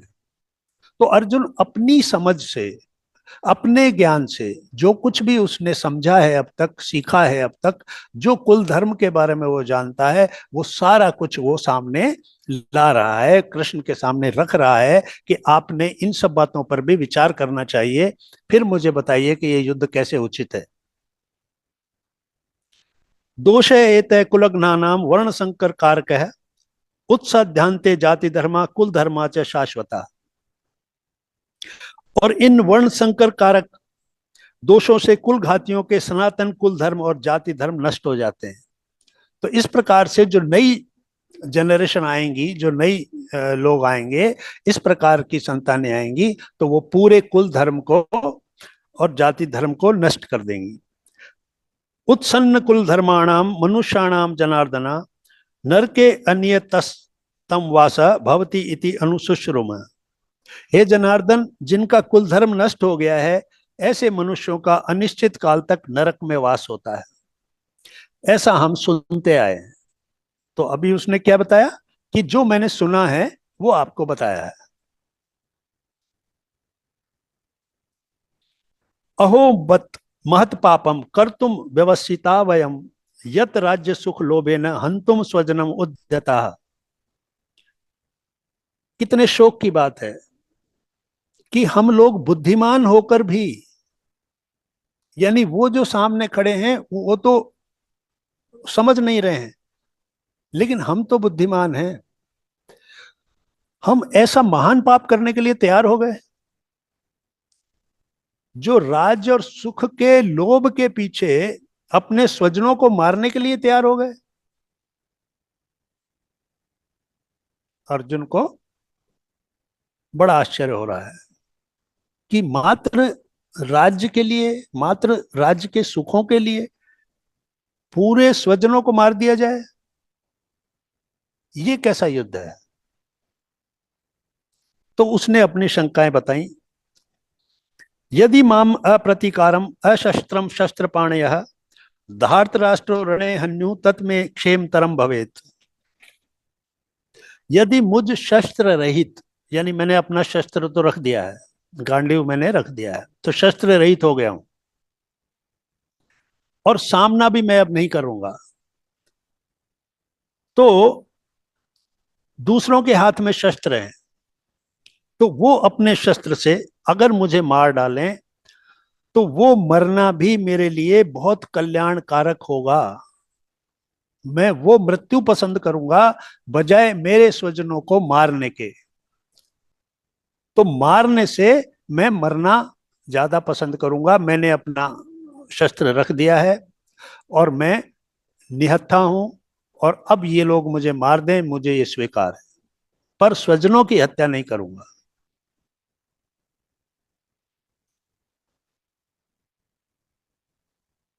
एवं मुक्तः अर्जुन संख्ये रथोपस्थे उपाविशत विसृज्य सशरम चापम शोक संविघ्न मानसः। रणभूमि में शोक से उद्विग्न मन वाला अर्जुन इस प्रकार कहकर बाण सहित धनुष को त्याग कर रथ के पिछले भाग में बैठ गया। तो संजय ने यहां पर अपनी बात को समाप्त किया पहले अध्याय के रूप में, कि इस बात को कहकर कि मैं ये युद्ध नहीं करूंगा, मुझे मृत्यु स्वीकार है लेकिन मारना स्वीकार नहीं है। मेरे ही स्वजन अगर सामने खड़े हैं तो मैं राज्य के सुख और लोभ से उनकी हत्या नहीं करूंगा। ये कहकर अर्जुन ने रथ के पीछे वाले भाग में जाकर बैठ गया। तो इस प्रकार से ये पहला अध्याय हमारा समाप्त होता है। आज का विषय हमारा यहीं तक था। आगे कल हम इसका दूसरा अध्याय लेंगे। तो अभी अगर आप कोई प्रश्न करना चाहते हैं तो कर सकते हैं। सर नमस्कार। जी नमस्ते रमेश जी, नमस्ते सर, कोटि कोटि प्रणाम सर। जी प्रणाम। सर मैं आपका फैन हूँ। जी जी अच्छा सर, ये क्या ये जरूरी है कि धर्म की स्थापना के लिए युद्ध करना जरूरी है? देखिए, ये जो है पहला अध्याय है, और हाँ। इन्हीं सब, ये जो प्रश्न है ना आपका, इसी का उत्तर अगले 17 अध्यायों में दिया जाएगा। तो इसलिए अभी तो मैं क्या बोलूं और क्या नहीं बोलूं। जो कृष्ण ने बोला है, जो अर्जुन का प्रश्न था वो आपने किया है, तो इसका उत्तर तो कृष्ण ने दिया है ना, तो इसलिए मेरे उत्तर देने का कोई अर्थ नहीं है। ये उत्तर देगा भगवत गीता का आगे का जो ये शास्त्र है, इससे हम उत्तर लेंगे। तो ये आगे के जो अध्याय हैं वही आपके इस प्रश्न का उत्तर देंगे। तो धन्यवाद, धीरे धीरे हम आगे बढ़ेंगे। धन्यवाद और सर, बहुत धन्यवाद। अच्छा चित्रण किया है आपने। ऐसा लग रहा था जैसे जी सब हम कुछ अपने सामने देख रहे हैं। जी जी जी जी, हाँ, बहुत बिल्कुल अच्छा ऐसा बात। चित्रण हो रहा था। महाभारत की याद दिला दी आपने। सीरियल था ना जी वो। जी जी जी कामिनी जी, बहुत बहुत धन्यवाद। और मास्टर कोई अपना कोई क्वेश्चन पूछना चाहेगा क्या? वैसे तो इतने अच्छे तरीके से सतपाल जी ने बताया कि कोई बहुत सवाल अच्छे का तरीके। कोई सवाल का बनता ही नहीं है कि कोई सवाल बचा हो किसी का। फिर भी कोई जानना चाहता है दोस्तों, तो स्वागत है, आप आइए और सवाल पूछिए, अपना क्वेश्चन जो भी पूछना चाहते हैं। तो फिर हम कल जो है इसका दूसरा अध्याय लेंगे और परसों तीसरा लेंगे। जी और मास्टर। इस तरह से जब जब भी टाइम आएगा इसका, तो हम एक एक अध्याय एक दिन में समाप्त करने की कोशिश करेंगे। हो सकता है किसी दिन थोड़ा ज्यादा समय भी लग जाए, क्योंकि इसमें श्लोक कम थे। तो जी, तो आज का तो हम यहीं पे समाप्त करेंगे। सर नमस्ते। नमस्ते सर। सर जी नमस्ते, मैं नमस्ते। शुभलक्ष्मी। सर जी वर्ण संकर क्या है? वर्ण संकर बोले ना भगवान श्री कृष्ण जी। यस यस, हाँ हाँ। वर्ण क्या होता है? देखिए क्या होता है, वर्ण होता है, जातियों को पहले वर्ण बोला जाता था, अच्छा। है ना, जातियों को वर्ण बोला जाता था। और संकर जो होता है, संकर होता है दो विभिन्न जातियों के लोगों के बीच जब संबंध होता है, यानी ये परंपरा रही है कि उसी जाति या उसी वर्ण के बीच विवाह संबंध होते हैं, तो वो जो संतान उत्पन्न होती है वो उसी कुल धर्म को मानने वाली होती है। उस कुल धर्म की जो भी परंपराएं हैं, सनातन परंपराएं, उनको ही वो मानती हैं। जैसे क्षत्रिय है तो स्त्री भी क्षत्रिय है और पुरुष भी क्षत्रिय है, तो युद्ध करना उनका काम है, क्षत्रिय को युद्ध का कर्म है। तो इसलिए अब लेकिन अगर ये युद्ध होता है, अगर ये महाभारत का युद्ध होता है, तो कितने लोग इस युद्ध में मारे जाएंगे? नहीं, पुरुष ही मारे जाएंगे, स्त्रियां तो मारे नहीं जाएंगी, तो स्त्रियां तो रहेंगी। अब जब इतने पुरुष, और क्योंकि वो युद्ध में सब क्षत्रिय वर्ग आया हुआ है, तो जब इतने सारे क्षत्रिय वर्ग इस युद्ध में मारा जाएगा, तो फिर उन स्त्रियों का क्या होगा? तो उन स्त्रियों के लिए फिर दूसरे वर्ण के लोगों के साथ उनका विवाह करना होगा। तो इस तरीके से जब दूसरे वर्ण के लोगों के साथ जब विवाह होगा, तो वो जो संतान उत्पन्न होगी वो वर्ण संकर कहलाएगी। दो अलग अलग वर्णों के बीच मिलकर जो होता है, तो इस प्रकार जब वो संतान होगी, वो उस कुल धर्म को नहीं मानेगी कि वो कौन से कुल की है। वो क्षत्रिय को माने कि जिस कुल का स्त्री या पुरुष स्त्री है, वो कौन से कुल को माने। तो वो जब वो कुल धर्म को नहीं मानेगा, तो वो जो पितर जो हैं, पितर बोलते हैं जो हमारे पूर्वज हैं, तो उनके लिए पिंडदान की क्रिया नहीं होगी, जो कार्य नहीं होंगे, तो वो भी कष्ट पाएंगे। इसलिए पूरा जो सामाजिक ताना बाना है, जो ढांचा है, वो सारा बिखर जाएगा। ये अर्जुन का सवाल था। और इसीलिए हमारे बड़े जो लोग हैं ना, जो मतलब इसीलिए इंटरकास्ट मैरिज को मना करते हैं, बड़े जी लोग जी जो है। इस चीज को हम आज बिल्कुल। समझाएं आपसे पहली बार कि पितृ भी मतलब अधोगति को प्राप्त हो जाते हैं, इतना नहीं जी मालूम जी था हमको। जी जी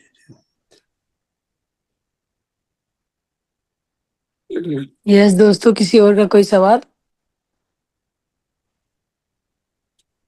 अगर कोई चीज से क्वेश्चन है तो बताइए, नहीं तो फिर हम अपनी वाणी को यहीं पे विराम देना चाहेंगे।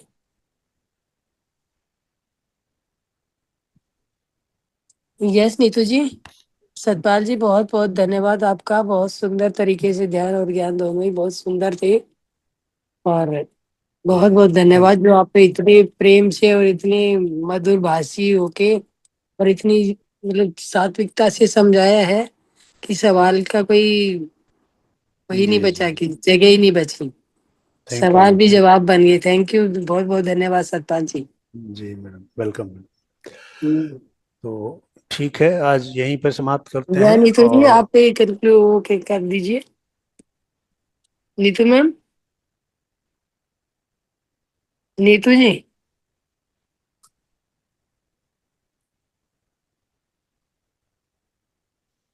मैडम को होस्ट हम लोग बंद करने से नहीं होगा? नहीं, तो होस्ट बंद करेगा, होस्ट बंद करेगा। आप लीव कर सकते हैं, पर वो बंद तो वही करेगा क्या? वही आउट, करेगा। हाँ, लॉग आउट तो वही करेगी। फिर चलिए, लॉग आउट तो नहीं ठीक। करेगी तो फिर सुबह वाले को ओपन नहीं कर पाएंगे ना इसे। तो मॉर्निंग सेशन चलेगा जिनका, वो जो हाँ, ओपन नहीं कर पाएंगे। ओके, तो जो वाला उनको नीतू जी को बोल दीजिए लॉग आउट कर दे। ठीक है मैडम, बोल दूंगी। धन्यवाद सतपाल जी, बहुत बहुत धन्यवाद।